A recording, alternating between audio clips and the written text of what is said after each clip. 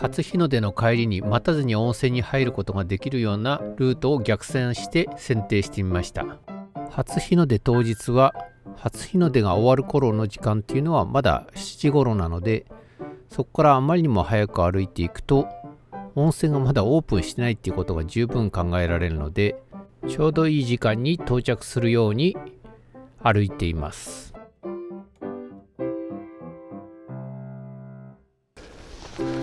今回は日の出を見に行く日の当日に合わせてケーブルカーを使って御嶽山の方には登っています。では日の出山の方に向かうところから始めたいと思います。はい、日の出山の方に到着しました。日の出山の頂上に行く手前にトイレがありますんで、ここもあれですね、日の出を見に行く時の当日はここにトイレがあるっていうのを確認してから日の出の時間まで待った方がいいと思います。では日の出山の頂上に向かう階段を登っていきます。日の出山の頂上に到着しました。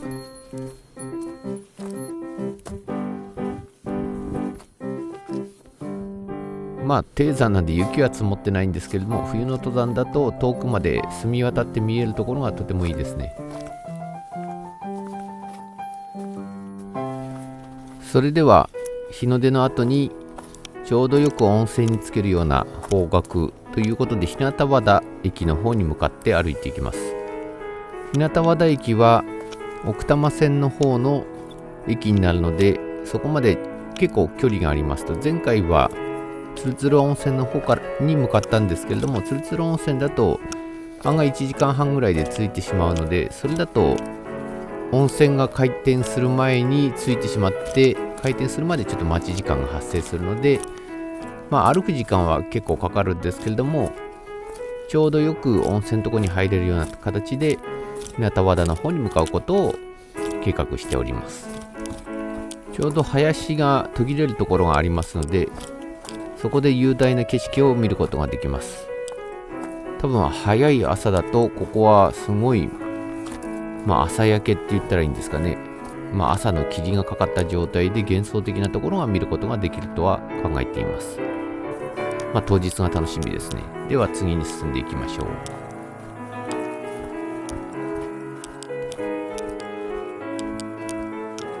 看板を見間違えて、ルートから外れて、違う道を歩いてしまいました。ちょっとここでは焦っていますね。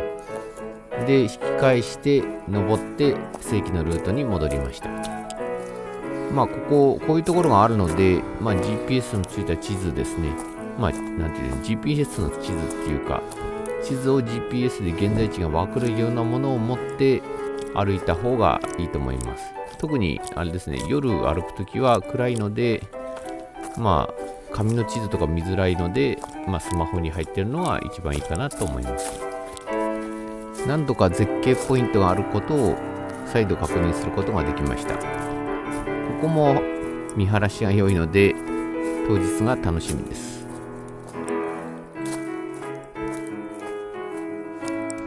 しばらく歩くと急に舗装された道路が見えてきました。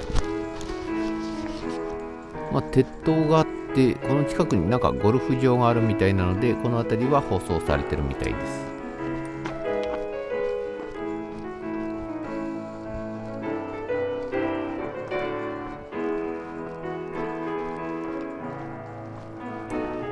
この辺りのルートは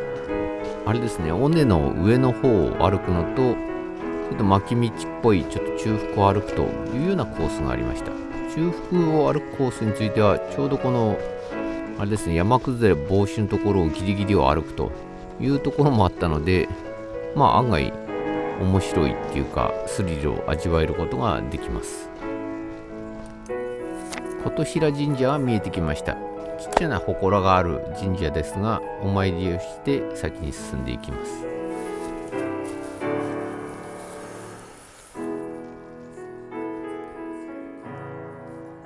蛇腹状な急な斜面を下っていくと車道の方が見えてきました。駅に向かって進んでいく途中に吉野梅郷があります。ここは梅の季節はとても綺麗な状態になると思いますので、その頃にまた時間があれば来てみたいと思います。日向和田駅に到着しました。日向和田駅のところで奥多摩線を乗っていくんですけれども、ここについてはなかなか電車が来ないのでしばらく待ちになります。それでは今回のルートを振り返ってみましょう。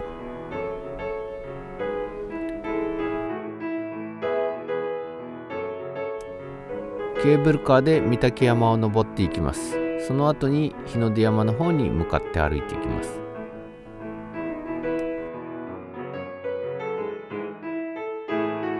日の出山で日の出を見て、当日は下山していく形になります。当日の日の出の時間は6時50分頃なんで、そこから見て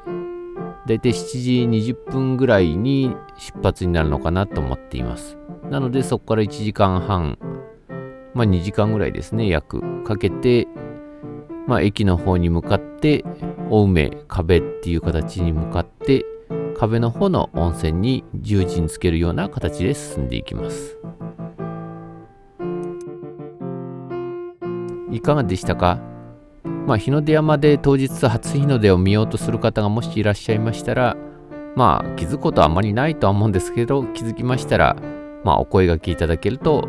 励みになります。では動画に気に入りましたらチャンネル登録、いいねを押していただけると、動画作りの方も励みになりますのでよろしくお願いいたします。